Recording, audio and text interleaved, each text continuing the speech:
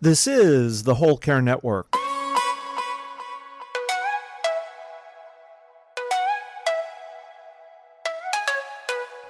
Helping you tell your story one podcast at a time. Content presented in the following podcast is for information purposes only. Views and opinions expressed in this podcast are solely those of the host and guest and may not represent the views and opinions of the Whole Care Network. Always consult with your physician for any medical advice, and always consult with your attorney for any legal advice. And thank you for listening to the Whole Care Network.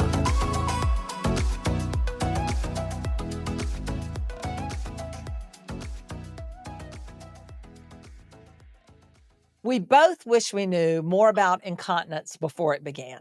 We sure do. For incontinence, we've actually created a 5-part series because there's a lot going on with incontinence. Yes, there is, and it's coming. It is coming. In this series, we're helping you preserve your care receiver's dignity, and we're helping you become prepared mentally, physically, and emotionally for this part of your caregiving journey. I mentioned 5 episodes. The episodes are Episode 9, Preparing for Incontinence. Episode 10, a phrase we coined, pre-incontinence, and the very beginning of incontinence. Episode 11, Cleaning our care receiver and urinary incontinence. Episode 12, Bedbound and bowel movement incontinence. And episode 13, Incontinence overnight. Nancy and I talk about in our podcasts that we are bringing you the good, the bad, and the ugly, and this series can definitely qualify as some of the ugly. This is the 4th in our 5-part series. In this podcast episode, we're covering 2 topics. Nancy, are you ready?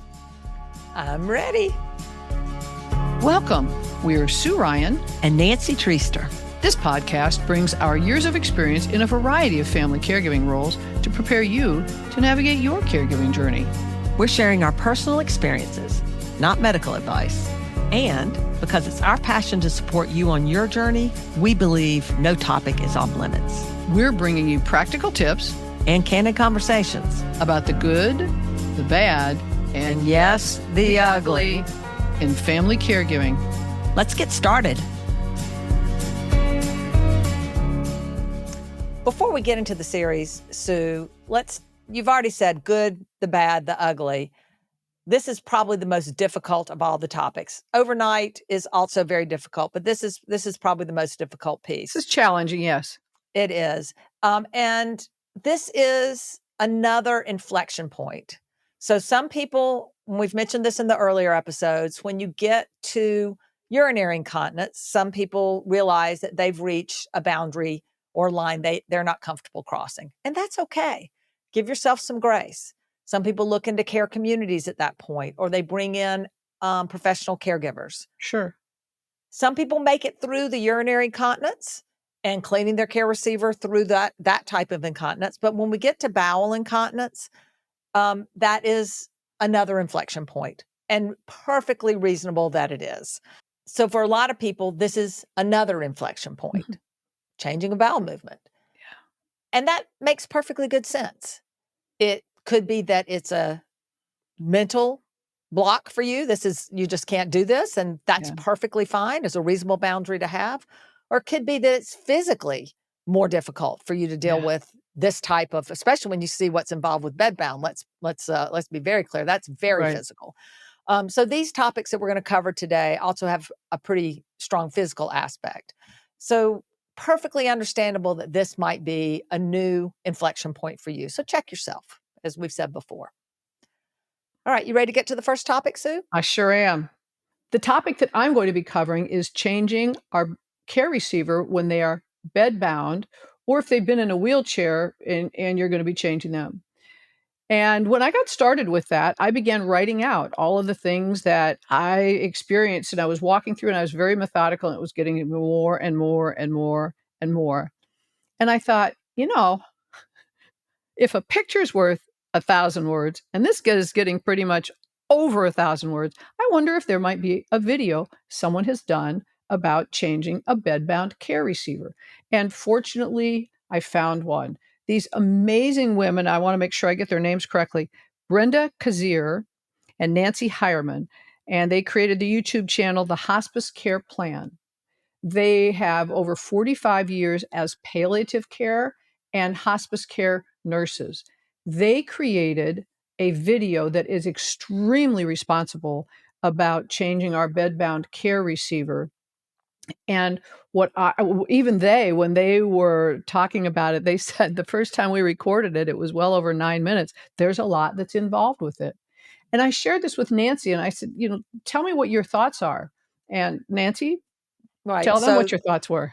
Well, first, the reason Sue's covering bedbound as a topic is I have no earthly idea. My husband's not bedbound. I've never experienced this. So I was actually quite interested myself to hear, how do you handle a bedbound care receiver? Because a care receiver might be bedbound permanently towards the end of their journey or for some other physical reason, but it might be temporary. When my husband had COVID, he was bedbound. Now, we managed to get him up to change him, but it was difficult because I didn't have a clue what to do. So it could be a temporary bedbound situation, but it's important to understand what's involved.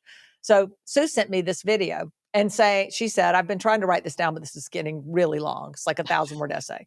So I watched the video and I thought, oh my goodness, she's exactly right. There's just too much to cover just verbally like we do in our podcast.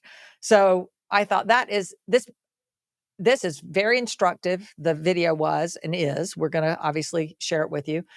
And also, I'm covering how to change a bowel movement in a mobile care receiver. Maybe I can find the same kind of thing. Wouldn't that be awesome? Yes. So I searched all over the internet. I found some people talking about how to change Depends, but no one covering the topic the way it needed to be covered. They were way too high level, which is part of why Sue and I have this podcast, because there's a lot of way too high level information out there. And so I thought, great, I'll just make my own video. Do not laugh at me, Sue. I'm laughing with you, Nancy. Thank you, dear. So I thought, what do I have that we're all on this journey together, Nancy. Remember that. We're on this journey for sure. What do I have that I could put a depend on to show our listeners who are watching on YouTube or Spotify how to change a depend? Yes. And I thought, I have Teddy. Well, do you know who Teddy is? No, you don't.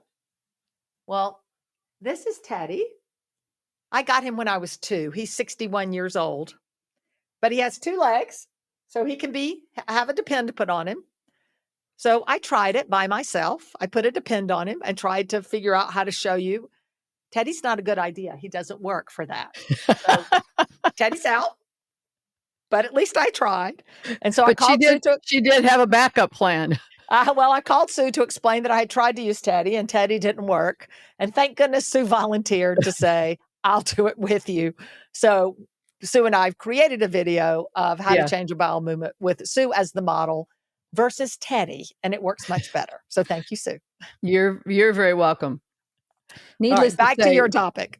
Yes. Needless to say, we're not taking this topic lightly. What we are identifying though for you is that there is so much going on with these, and the more you can become aware of it, think about it, kind of go through it, talk with people about it, talk to professional caregivers about it, do all the things to be aware. The less surprise there is when you finally get to this, the better it's going to be, because there is a lot going on. And as Nancy mentioned in an earlier podcast episode, when she was going to be having to do more care with Kim, she went out and started exercising to build upper body strength in order to be able to support him standing up. So all of the things that we're going to be talking about are, as Nancy said, inflection points and things to be preparing for, as well as things to be knowing kind of what to do in it. So again, in an earlier episode, and we're going to put in the show notes, we'll put the link to the video, we'll put the episodes for these. But I talked about the fact that I journaled a lot. I wrote down things of observations all along the journey. for example, when my care receivers started looking like they needed to use the restroom, it's like, how did they look? What were some of the signs? What were the times of day? And this is another area for you to be very observant of it, because as they are less able, when they become bedbound or the diagnosis advances and they can't communicate as well, when they're bedbound, they're in a different physical position. So they could be physically uncomfortable, or it could be a sign that they need to use the restroom. And so we want to make sure that we're still journaling signs that we see so that it's helpful for us as well as for our care receivers. I mean, as far as like professional caregivers, other support team members. Another thing that's really, really important is our physical presence. When we're used to our care receiver being mobile, kind of around more of our eye height, that's one thing. As their height diminishes when they're either in a wheelchair or when they're bedbound, they're not at our eye level. And what I would do with my care receivers is I would begin gently talking to them, very positive sound, very positive look, and I would start getting lower and lower toward more being at eye level with them by the time I was where they were. So it was as easy as possible for them to see me. Because vision is often impaired, it becomes more impaired, and depth perception becomes more impaired with diagnoses of dementia. I was very careful about not feeling like I was over them and that I might be an imposing image that might be fearful for them, and that I didn't get too close too quickly so they felt like, so at any rate, so your physical presence is really important. And the other part is, we're making contact with them, and then it's our tone of voice, calming tone of voice, very easy with them, very gently explaining every single thing we're doing. We're not making rushed movements, and we're also not rushed in our speech. We're going to do this. We're also, if we have someone else with them, we're talking with our care receiver, even if we're also talking with someone who's a member of the support team. Another huge part of this that was very important, and I've got several examples for it, is our loved one's physical size and the bed size. And when we are changing our care receiver, it's important that, especially when they're bedbound, we need to be able to be working with them on either side. And if, for example, you have a king size bed and they're bedbound, it's going to be difficult to get to the other side. And so you may want to consider a different size bed. One of my care receivers was quite petite. She fit easily in the bed, and it was easy to roll her over on her side and roll her over on the other side. And even if she flipped over on her front accidentally, she wouldn't be going off of the bed. So that was very helpful. With my husband, what became apparent, couldn't use the king size bed, way too big. On a smaller bed, he could still fall over and fall out. So he needed the rails. The other thing is, because he was a larger person, they show in the video about stuffing pillows at their back. Because of his size, the pillows wouldn't hold him up. So I literally bought, and you can buy them, a Wedge pillow to wedge his back up so that he can be relaxed. And then he was also able to hold on to the railing. Then one of the creative things that we did with a friend of mine is, she had the twin bed for her mom, and her mom was an okay size for the bed, but we wanted to make sure she couldn't fall out. So we went out. You can buy wheels that portable, the wheels that can go on the bottom of a bed. So we rearranged the furniture in the bedroom, put the wheels on the bed, moved the bed up to the wall and, the two walls. So she was right there. So if she tipped over, it was against a wall. She wasn't going to get hurt. And then all we did was turn the bed around. So we were able to do that, a little extra step, but then you don't have to buy the bed on rails and things like that. So very, very important for recognizing their size and that. And then in the beginning, the thing that I did is that, even with the YouTube videos, and Nancy, I mean, you chime in on this, the first few times you do it, it's not pretty. I was not good at it. And one of the things that I recognized when I was looking at what and I was asking people, what's it going to be like? And they're telling me, nobody's showing me, and there weren't videos. So I was like, when I've tried a lot of things for the first time, the outcome is not what I anticipated. And so I brought in a professional caregiver. I wanted to not potentially harm my loved one when I was practicing this, I also figured out, like, okay, I've got to move this, do this, and the whole process of it. So bringing someone else in who can also, by the way, when Nancy talked about those inflection points, there's somebody who can tell you whether they think that you are physically able to do this on your own. And they can tell you that because they know, they do it all the time. They physically know how to move their body, how to bend. My uncle taught me a very valuable lesson with his mom, my grandmother, that she was petite. And when he would try to lift her and bend and things like that, he thought he was doing fine. And then his knees were hurting, his back was hurting. They finally brought somebody in and she said, well, you're doing it all wrong, because he hadn't been taught how to do that. So size isn't always a determinant. So really make sure that you are getting support in learning how to do this, and you're not trying to do it all on your own if you don't have to. And Nancy, in your first experiences when you were changing, even for the urinary incontinence. Right. Urinary didn't make me quite as nervous outside of which we talk about in the previous episode, the cleaning your care receiver episode, the tearing and snipping of the pull-up depend. Yes. Not so easy. Okay. But beside that, the urinary stuff, pretty straightforward. The bowel incontinence, you're actually scared. And not the first time, but frankly, once you do it the first time and it's a mess, then every time it happens, you have in the back of your mind at the beginning, oh my God, I don't know how to do this. This is going to be a big mess. I'm just going to make a mess of it. It's just going to be a disaster. And it might be for a few times. So once you get the hang of it, and that's why we want to help instruct you so that you don't have to make it up on your own. Once you get the hang of it, now it doesn't bother me at all. It's no big deal. Yeah. But it is scary the first however many times until you get good at it. Yeah, it's not. It's like doing anything else like that. And I'll give one final very quick bonus tip, Nancy, and we'll turn it over to you. My bonus tip is, of all of my care receivers who I have changed, none of them have liked a cool washcloth or a cool wipe. And we talk about that in another episode. Warm them up so that they're a minimum of room temperature or a little bit warmer. Okay. How about topic 2, Nancy? Yes. So you'll see the video, which goes through and is extremely well done. It really is. How to change a bedbound care receiver. We'll have it in the show notes, and we'll put it on our YouTube channel as well. Second topic is changing a mobile care receiver's bowel movement. And I'm going to cover this in 2 tips. First tip is how to get sort of in the right position to do it and what to expect. And the second tip is actually doing it.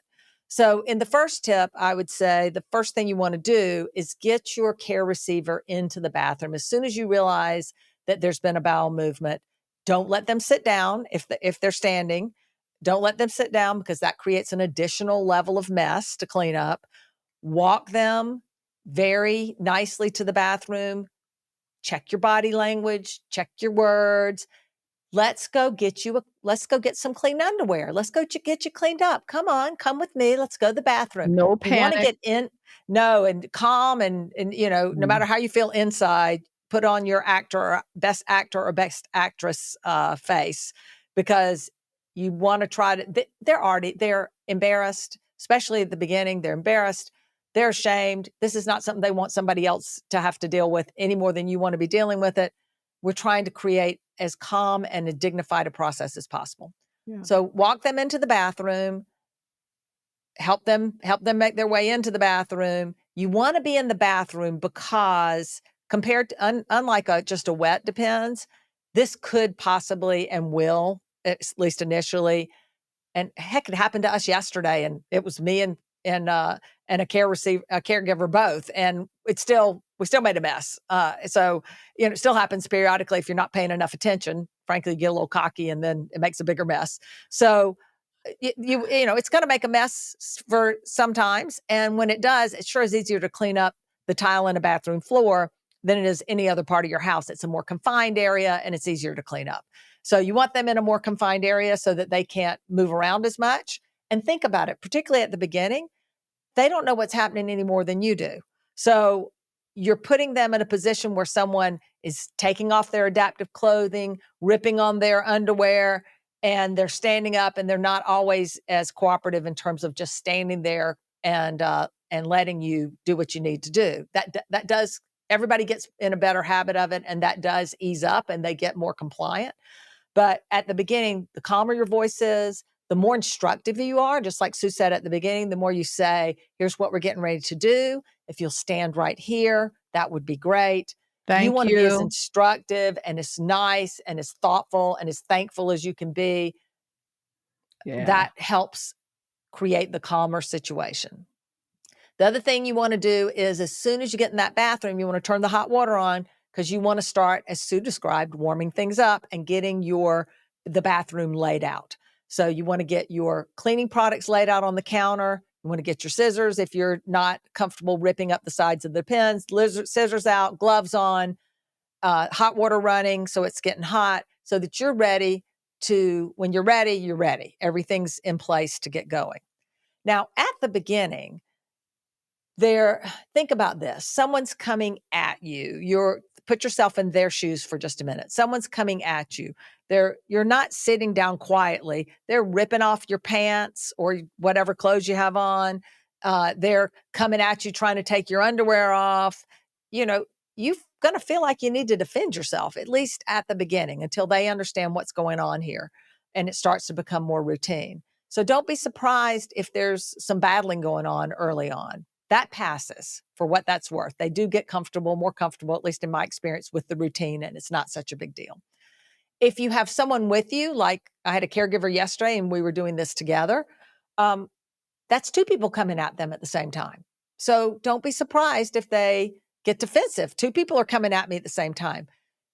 We made the mistake early on of talking to each other and not talking to my husband. Yeah. Too much talking to each other about what's happening and not including them in a nice, calm voice doesn't create a calm environment. So more discussion with them, less discussion amongst yourselves if there's more than one person. So that's tip one in terms of just creating the best environment possible to make this as easy as possible. So let's move on to tip two. Tip two is actually changing the depend with a bowel movement. This is best done standing up, as I said. Please do your best not to let them sit down, or you're just going to be there's more cleaning to be done. And here you want to lay down one of those disposable incontinence pads, or 2 or 3, whatever you decide after you've done this a few times, creates enough of a protected area that the chances are if something falls on the floor, it's falling on one of these disposable pads. So put a disposable pad or 2 or 3 down on the floor. Keep one ready on the counter, because if something does fall on the pad, you want to cover it up quickly so that you're not stepping in it and they're not stepping in it. So be prepared to cover it up quickly. And you're going to remove the depends from behind them. So you're going to step up, and you'll see this in the video. You're going to step up behind them. You're going to cut one side and tell them what you're doing the whole time. I'm going to take your underwear off. You're going to cut up one side of the depend, and then you're going to take that side and actually fold it inside into the other side of the depend. So now you're sort of cradled, if you will, the bowel movement. Hold that steady. You're going to use your scissors, and you're going to get pretty close to having clipped off the other piece, the other side of the depends. And when you get there, grab that front end of that side of the depend as well. Finish cutting. Now you've got the back pulled together like an envelope, and you're still holding the front. Take your free hand, take the front, separate them, and then just go down between their legs and take it off behind them. Now, I've usually got a small trash can with a liner right behind my husband's legs. And so when I take it down between his legs, I guide it into the trash can, and I leave the trash can pushed aside, but pretty much right there, because now you've got your wipes and you're going to start wiping them up. If it's a man, you can wipe from their whole backside and put all those dirty cleaning products into the trash can. If it's a woman, you want to wipe front to back, because you don't want to risk getting any stool inside of them. It can create yeast infections and urinary tract infections. So we want to wipe front to back. And we want to get them as clean as we can and put those dirty cleaning products into the trash can. Now here, I use a product called scrubs. And scrubs are non-rinse bathing wipes. And that scrubs is ZZ at the end. So we'll put this in the show notes. Yeah, SCRBUZZ. You put them under warm water, hot water I use, put them under hot water. We put them on top of a paper towel to give it a little more breadth. And they are what you wet them, squeeze them out a little bit, and they get soapy. So you're literally, it's like a warm soapy washcloth you're soaping them up and cleaning them up with. The great thing about non-rinse bathing wipes is there's no rinsing involved. As soon as you get them all cleaned up, you take a towel, you dry them off, and you're done. Now, Sue loves to bring this topic up, so I don't want to pretend that I'm not going to ignore it. Uh-oh. It's very important to her. It is the truth, too. Periodically, it doesn't happen all that much at my house, but periodically, just like when you're changing, if you remember changing a baby, the warm, wet, soapy washcloth that you're using, they're going to be so glad you tell them this tip. I know because if I didn't tell them, you're going to tell them, can cause them to want to pee. So just when you think you've got everything cleaned up, now all of a sudden you have an additional thing. So be prepared with that towel as you're drying. You can, if they start holding themselves or you think they're getting ready to pee, you can use that to put right in front of them and try to get as much of that as you possibly can, or at least direct it where it's going on the disposable pads and kind of not, just don't let them wander off is what I'm saying. Yeah. And why is that a tip, Nancy? Because it does happen. But it does happen, right? And so don't think just because you've got them cleaned up that they're now good to go wander off. You want to quickly put that new Depend on right then and there because of this possible additional thing you might have to be dealing with. We take the Depend at that point and the trash can. I use a scented small trash can liner or lemon scented liner, tie those up. And then I have an adult incontinence can, a disposable can out in my garage. And we take all of the dirty Depends, we don't take the wet ones. We just throw them in the garbage. My mother was freaked out about wet Depends. She put everything outside, but we take those, just the dirty ones, the bowel movements, and put those in the garage incontinence can. I don't find the urinary ones. We take our garbage out every night, so I don't find that they smell, but the other ones definitely do. So you want them out of your house, preferably.